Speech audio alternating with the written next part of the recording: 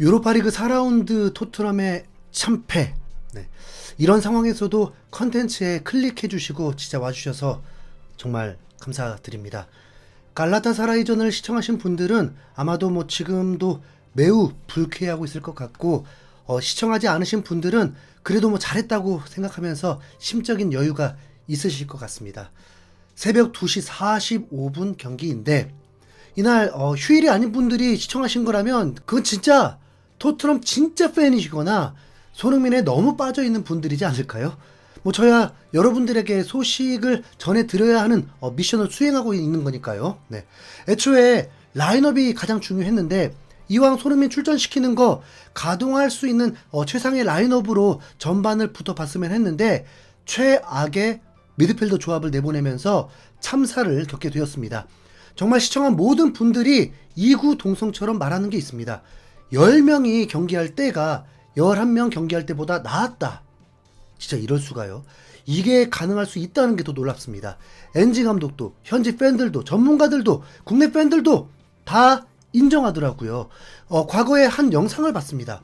매우 위험에 처한 사람을 구해주려고 용기 내서 뛰어 들어갔는데 오히려 위험에 처한 사람은 살게 되고 용기 냈던 사람은 생명을 잃고 말았습니다.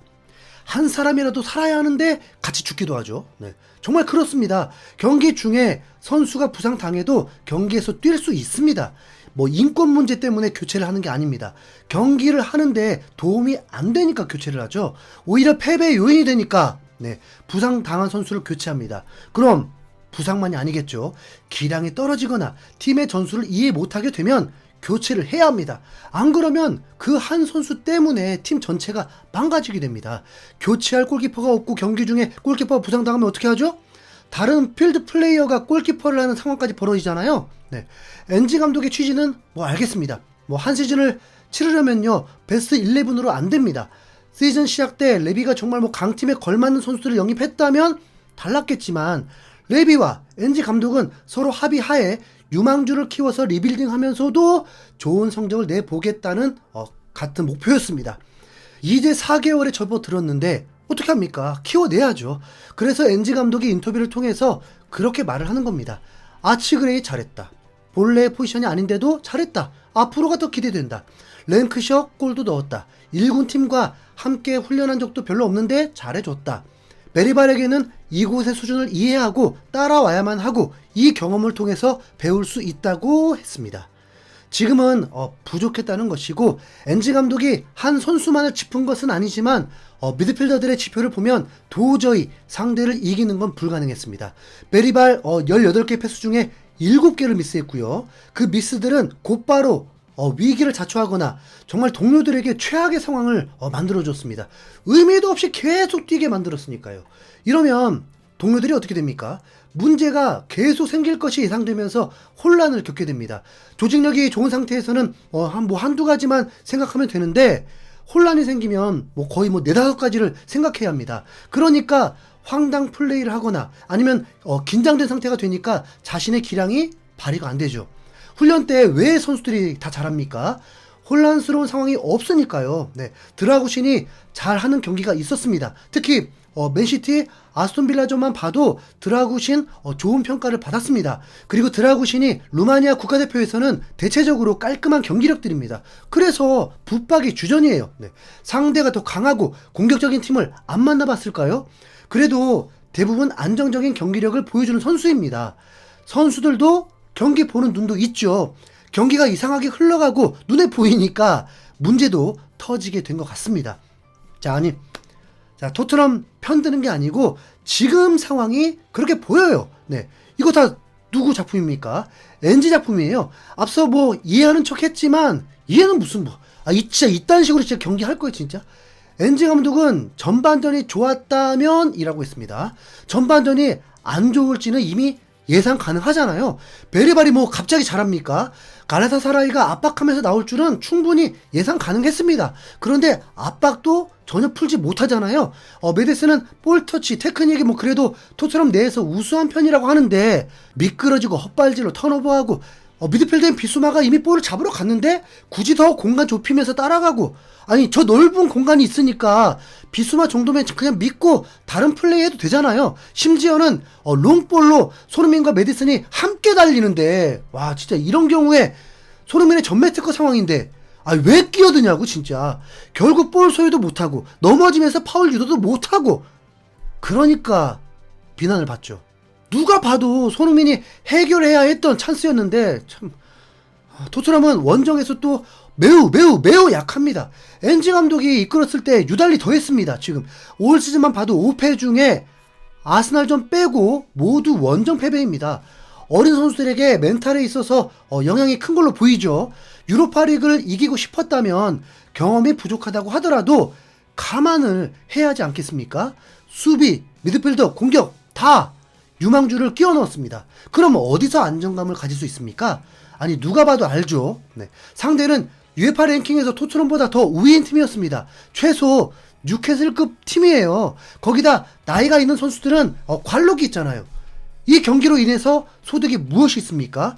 클루셉스키는 어깨를 심하게 다칠 뻔한 상황까지 있었습니다.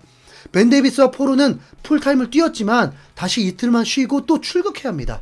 스펜스가 50% 회복했다고 하고 10일날 복귀 예정이라고 하고 런던에서 훈련 때도 스펜스가 보이긴 했는데, 엔지 감독이 이러면서도 기용 안 한 건 진짜 너무 많이 본 것 같습니다.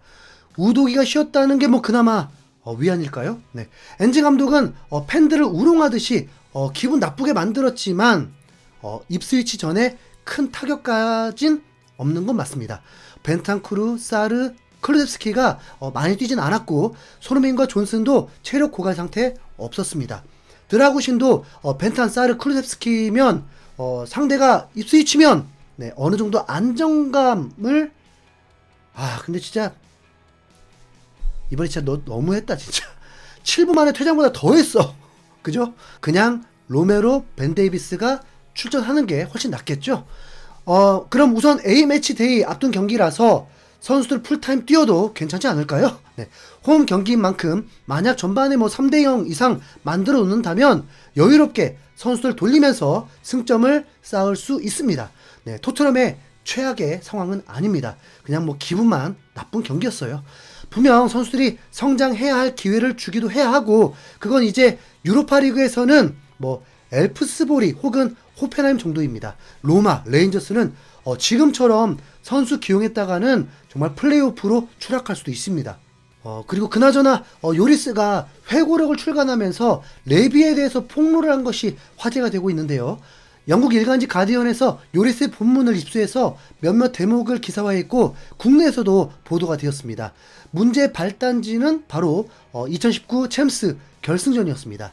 당시 챔스는 케인이 이탈하면서도 손흥민과 모우라가 기적적으로 결승까지 올려놓으면서 기세등등한 상황이었습니다. 그리고 충분히 선수들이 충전을 하고 리버풀을 상대할 수 있었는데, 결승전을 앞두고 레비 회장이 직접 선수들을 모아놓고 스폰서를 받아온 명품 시계를 선물을 했다고 합니다. 그리고 선수들도 매우 좋아했고 두근대는 마음으로 시계 상자를 열었는데, 시계 뒷면에 챔스 파이널리스트라는 문구가 들어가 있는 걸 보고 매우 황당함을 느꼈다고 합니다.